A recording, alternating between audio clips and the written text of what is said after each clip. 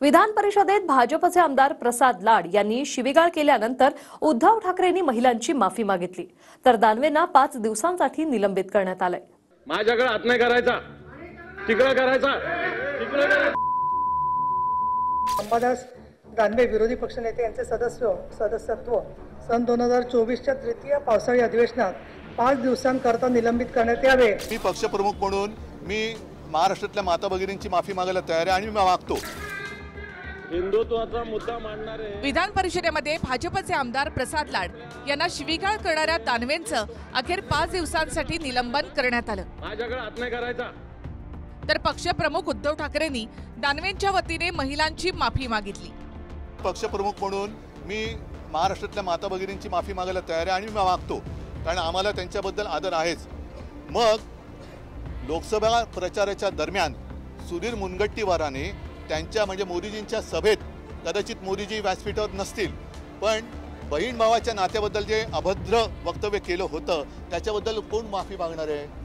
1 जुलै 2024 रोजी कामकाज सुरू होताच संसदीय कामकाज मंत्री चंद्रकांत पाटलांनी विरोधी पक्षनेते अंबादास दानवेंच्या 5 दिवसांच्या निलंबनाचा प्रस्ताव मांडला। त्यावरून आवाजी मतदानानं ठराव पास करून उपसभापती नीलम गोरेंनी दानवेंचं निलंबन केलं।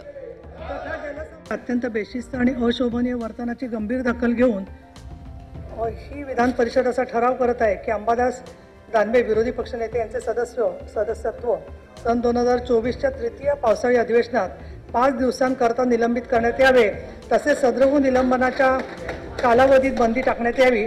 मी आता सभागृहाचा ठराव मतास टाकतो। अनुकूल असतील त्यांनी होय म्हणावे, प्रतिकूल असतील त्यांनी नाही म्हणावे। होयचे बहुमत आहे। ठराव संमत झाला।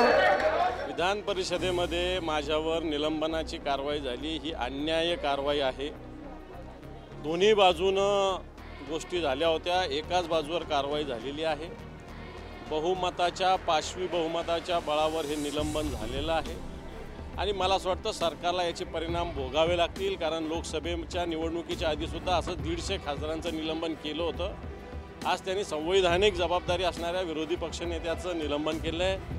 ठीक आहे, या कारवाईला मी घाबरत नाही, परंतु जो व्यक्ती शिवसेना भवनावर चालण्याची भाषा करतो तर त्याच्याशी त्याच भाषेत बोलावं लागतं। निलंबनाच्या ठरावावर विरोधकांनी चर्चेची मागणी केली, पण ही मागणी फेटाळण्यात आली, तर उद्धव ठाकरे यांनी एकतर्फी निलंबनाचा ठराव अपराध असल्याचं म्हटलंय। अशा प्रकारच्या ठरावावर यापूर्वी कधीही चर्चा झालेली नाही। अशा ठरावावर कधी चर्चा होत नाही। अशा ठरावावर यापूर्वी कधी चर्चा झालेली नाही। अशा ठरावावर कधी चर्चा होत नाही।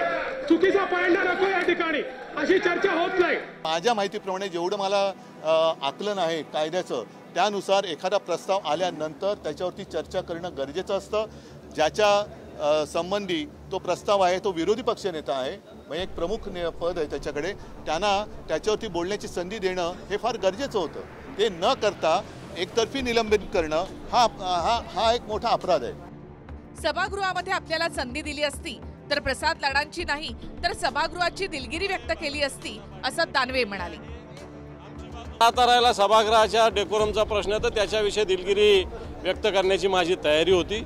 व्यक्तिगतरित्या कोणाची दिलगिरी मागण्याचा प्रश्न येत नव्हता, परंतु पाशवी बहुमताच्या बळावर हे निलंबन झालेलं आहे।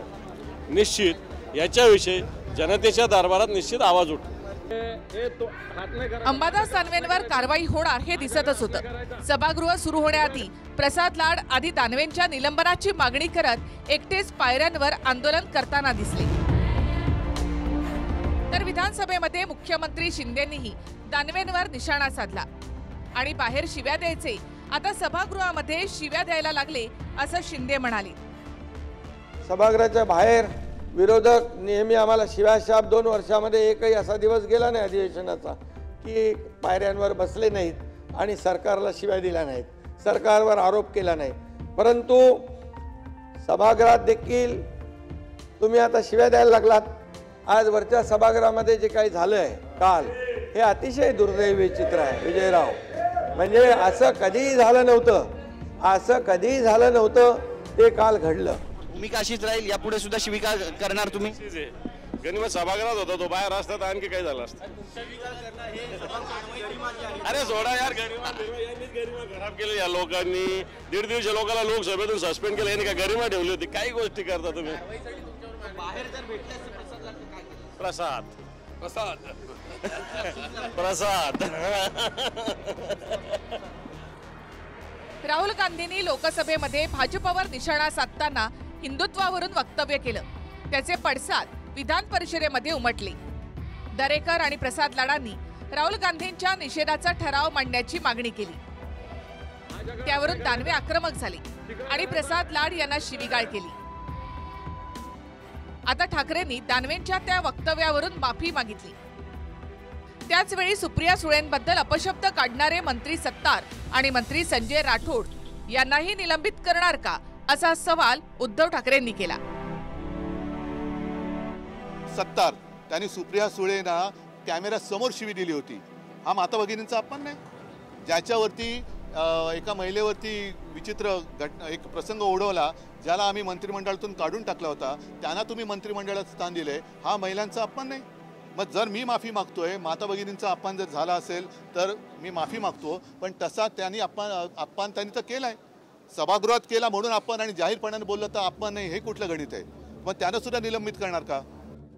विधान परिषदेत दानवेंकडून जे काही घडलं त्यावरून 5 दिवसांच्या निलंबनाची कारवाई झाली. मात्र प्रसाद लाडांबद्दल दानवे अजूनही आक्रमकच आहे. हात नाही करायचा, माझ्याकडे हात नाही करायचा. सभागृहात होता तो, बाहेर असता तर आणखी काय झालं असतं. बाहेर जर भेटले असते प्रसाद लाड काय केलं? Prasad Prasad. Bureau report, TV9 Marathi.